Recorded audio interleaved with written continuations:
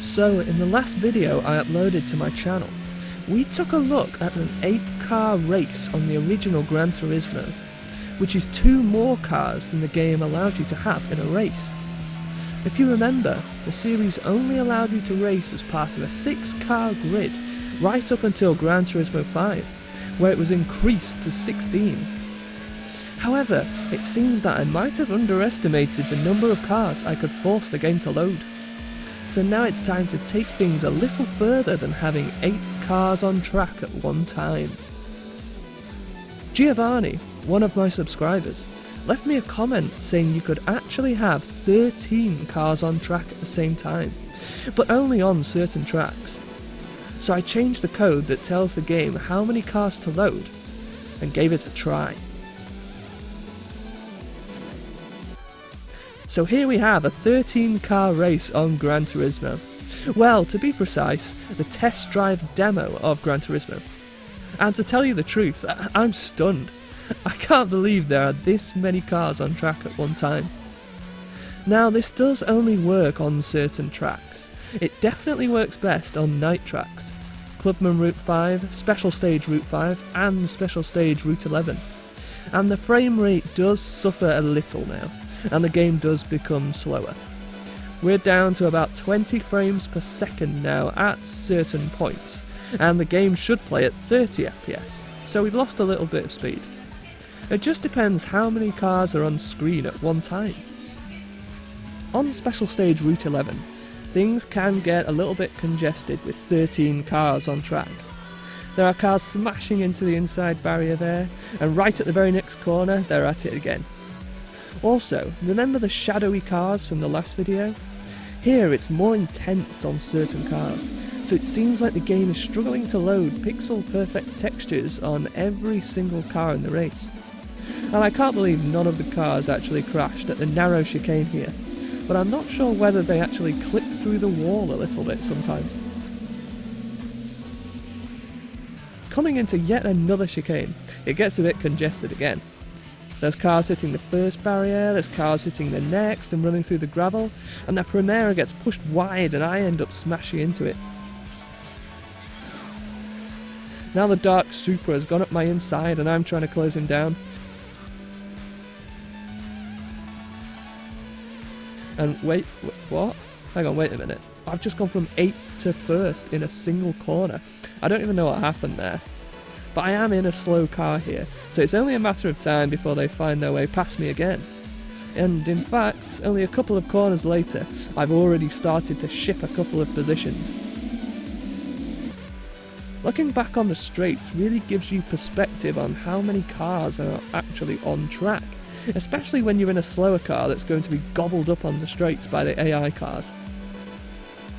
You can see cars coming past me here, and also cars back in the distance in the lower positions.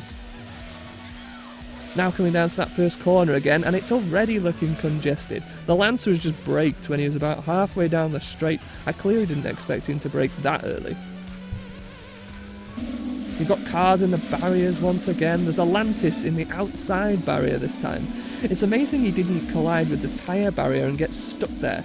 And I'm following the shadowy Supra again. I think that car looks really cool, actually. I know it's buggy, but it kind of reminds me of the 13th racing car from the original Ridge Racer. So now it's time to check out some race footage on Special Stage Route 5. Look out for the pile-up of around 4 cars on the inside of that corner there, just an indication of how congested the racing can be with this many cars on track. And there's a massive train of cars going into the hairpin, all taking the same line, except for that Mazda Lantis once again, who's collided with the barrier. This is the beta racing modification for the Dodge Viper RT10, in case you're wondering. It was completely changed to yellow and orange liveries in the final version of the game. And now we're coming down to one of the tightest sections of the course. The Legacy has hit the first barrier there, there's cars going through that pole on the inside and going across the dirt, and then you've got 2 cars infinitely bashing into each other. I mean, this is just awesome, chaotic racing. And I did want to show you guys some footage of the replay from this race as well, but unfortunately, this happened.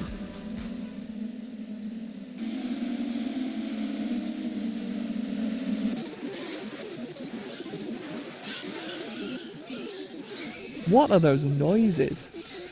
Oh my god. That sounded like it came straight from hell. I need to hear that again.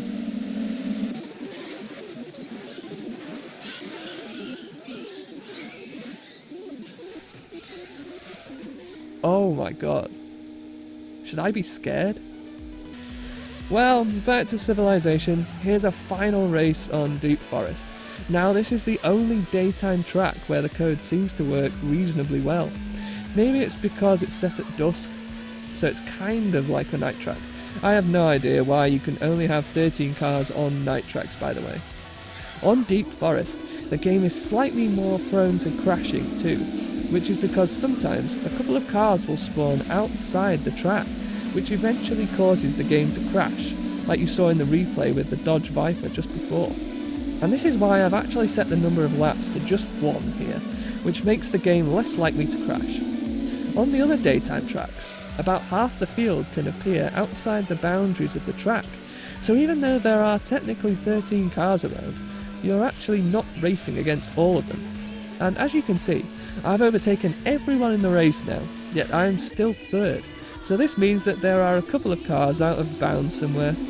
In fact, you'll notice my position jump from third to second, even though I've not actually overtaken any other cars on track.